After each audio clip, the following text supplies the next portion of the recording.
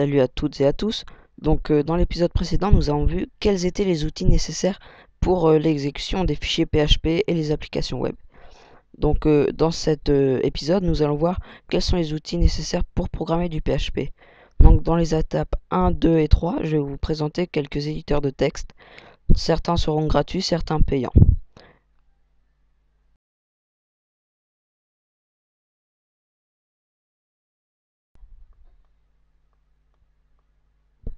Donc on se retrouve dans cette étape. Pour télécharger et installer Notepad++, je vais vous présenter vite fait. Et donc c'est un éditeur de texte gratuit qui supporte d'autres langages que le PHP et le SQL. Donc ça pourra vous servir par la suite si vous faites du C++, du Java ou d'autres langages. Donc vous rendez sur leur site, je mettrai le lien dans la description, vous pouvez le voir ici aussi. Et vous irez dans téléchargement et vous prendrez la version actuelle, la dernière version sortie à jour. Actuellement c'est la 6.4.3. Donc là vous voyez plusieurs types de liens. Donc pour Windows, je vous conseille de prendre le Notepad++ installer. Mais si vous n'êtes pas administrateur, il est préférable de prendre un zip package qui vous permettra de l'utiliser sans l'installer. Donc dans mon cas, je vais cliquer là-dessus. Je l'ai déjà téléchargé. On peut le voir ici. Voilà.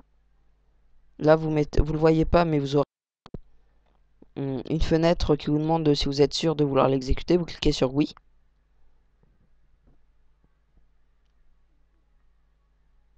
Là, dans Please Select Languages, vous mettez français.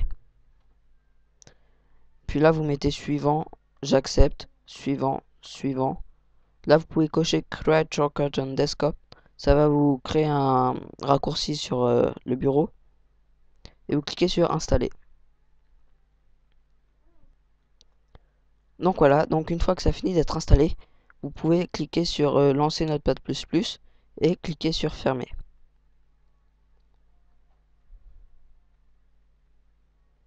Voilà, donc normalement vous arrivez là-dessus. C'est la page par défaut de WAMP la première fois qu'on l'installe. Et donc je vais vous montrer un peu comment on crée un fichier PHP. Donc faites New, vous ouvrez une balise PHP par exemple comme ceci. Et vous écrivez n'importe quoi. On va rien écrire même, on va juste fermer la balise. Et vous cliquez sur Enregistrer, Enregistrer sous.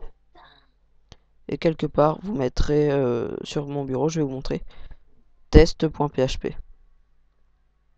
On va l'appeler test notepad. NPP. Voilà. Notepad++. Enregistrer. Et voilà, vous voyez que la coloration a bien été faite. Donc il reconnaît bien en tant que fichier.php. Donc on se retrouve dans la prochaine étape pour vous présenter un autre éditeur de texte que Notepad++ si vous n'aimez pas Notepad++. Et dans la troisième étape, ce sera un éditeur de texte qui supporte le PHP mais qui cette fois sera payant et qui fait partie de la suite de Adobe.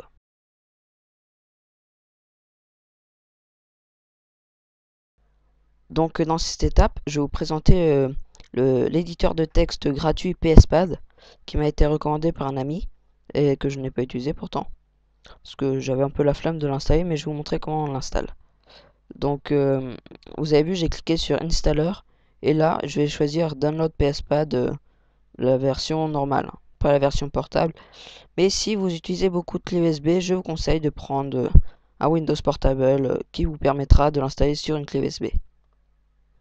Donc on le télécharge et là je vais cliquer sur annuler parce que je l'ai déjà fait. Vous pouvez voir qu'il est en zip, c'est pas normal mais bon, c'est pas très grave. Voilà. Donc je vais le lancer pour vous montrer un peu ce que ça donne. Voilà, pspad.exe.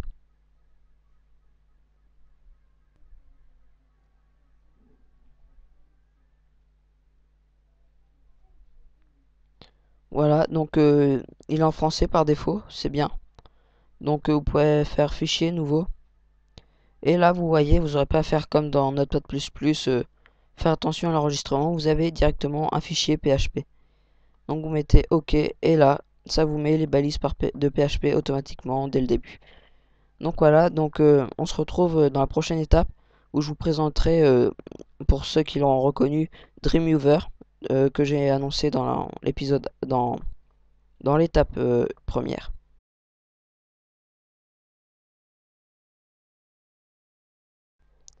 Donc dans cette étape, je vais vous présenter Dreamweaver, qui est un produit de la suite Adobe.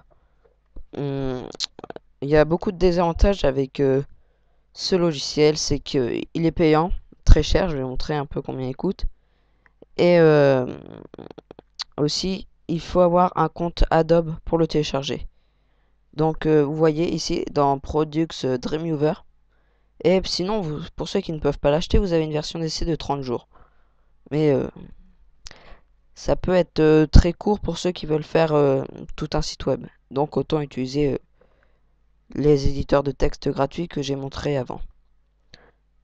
Bon, après, ce qui est pas mal aussi avec Dreamweaver, c'est qu'il y a un éditeur Visivig, ce qui peut être pas mal pour vérifier que vous avez bien changé la couleur d'un texte ou quelque chose comme ça. Même si la mise en forme n'est pas trop correcte au niveau des blocs. Donc, où c'est que je peux voir ça? Ah, c'est pas le bon, c'est pas le bon, c'est le Creative Cloud, excusez-moi. Pourtant, j'avais cliqué sur Dreamweaver. On va chercher un peu, ça fait longtemps que je suis pas allé sur le site de Adobe. Et sinon, pour vous expliquer vite fait, vous cliquez sur Download et Product Trials pour ceux qui veulent l'essayer. Bon, après, je le trouve pas en plus, malgré son prix, je le trouve pas. Je l'ai essayé 30 jours, ça m'a vraiment pas donné envie de l'acheter, franchement. Donc, ça peut être bien pour quand on l'a dans une suite, mais bon. Donc, je vais cliquer sur Try pour vous montrer.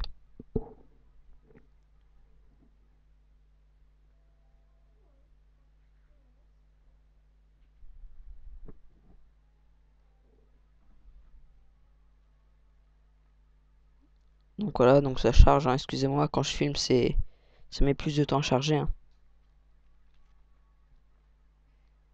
Voilà, donc vous pouvez voir que vous pouvez télécharger la version d'évaluation. Mais voilà, je vais pas m'étendre vraiment sur cet éditeur de texte. Je vais vous montrer un peu la version, un aperçu, je vais vous mettre quelques images. Voilà, ça va être plus simple euh, de l'interface de Dreamweaver.